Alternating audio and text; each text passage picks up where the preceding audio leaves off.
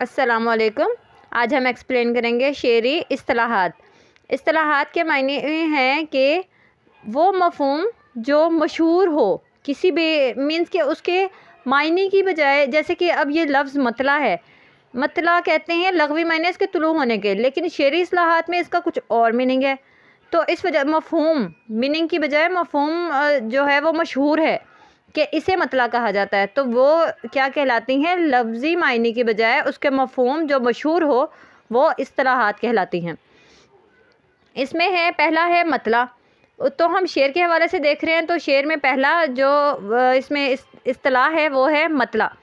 मतला के लग़वी मायने तलू होने की जगह शेरी इस्तिलाह में गज़ल या कसीदे का पहला शेर जिसके दोनों मिसरे हम काफ़िया और रदीफ़ होते हैं।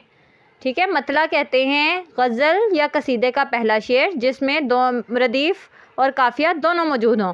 अब जैसे कि पहला है, हस्ती अपनी हबाब की सी है, ये नुमाइश सैराब की सी है। मीर तकी मीर की गज़ल का पहला शेर है ये। इसमें देखें, पहले काफ़िया यूज़ हुआ है हबाब और सैराब, उसके बाद की सी है, ये रदीफ़ है, ये भी यूज़ हुआ है। पहला शेर जिसमें रदीफ़ और काफ़िया दोनों मौजूद हों वो क्या कहलाता है? मतला कहलाता है। उसके बाद फिर थर्ड नहीं, फोर्थ लाइन में ये रदीफ़ और काफ़िया दोनों यूज़ होते हैं गज़ल में। नेक्स्ट दूसरा शेर है, दिल नादां तुझे हुआ क्या है, आखिर इस दर्द की दवा क्या है। हुआ और दवा इसमें है काफ़िया और क्या है इसमें रदीफ़ है। नेक्स्ट है मतला। मतला वैसे कहते हैं कट जाना, ख़त्म हो जाना किसी चीज़ का, किसी जगह का। शेरी इस्तिलाह में गज़ल या कसीदे का आखिरी शेर जिसमें शायर अपना तखल्लुस इस्तेमाल करे मक्ता कहलाता है। ठीक है, जिसमें शायर अपना तखल्लुस नाम यूज़ करे वो ही मक्ता कहलाएगा। अगर उसमें शायर अपना नाम यूज़ नहीं करता तो वो गज़ल का आखिरी शेर तो कहलाएगा, लेकिन मक्ता नहीं कहलाएगा। मिसालें हैं इसकी, मीर इन नीम बाज आँखों में सारी मस्ती शराब की सी है। मीर यहाँ पे तखल्लुस यूज़ हुआ है, इस वजह से ये क्या है? गज़ल का मक्ता है।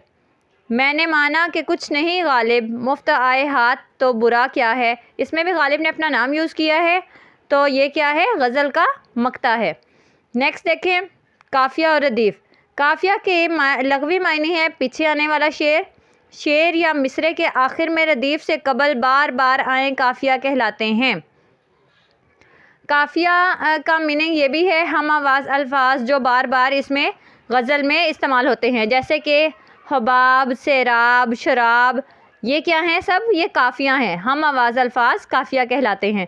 और उसके बाद रदीफ़ के लग़वी मायने हैं वो शख्स जो सवारी पर किसी के पीछे सवार हो, एक या दो से ज़्यादा वो मुस्तकिल कलमे या हरूफ हैं जो काफ़िया के बाद बार बार आएँ।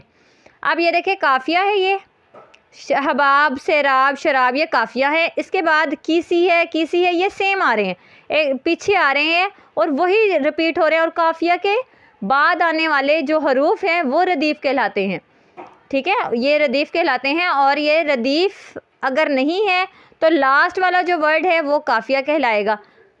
रदीफ़ के बिना गज़ल होती है, लेकिन काफ़िया के बिना गज़ल का वजूद ही नहीं है। जो क्लासिकी गज़ल है उसमें ये जो है कानून लागू होता है कि उसमें रदीफ़ और काफ़िये का होना ज़रूरी है। रदीफ़ खूबसूरती के लिए लगाया जा सकता है। शुक्रिया।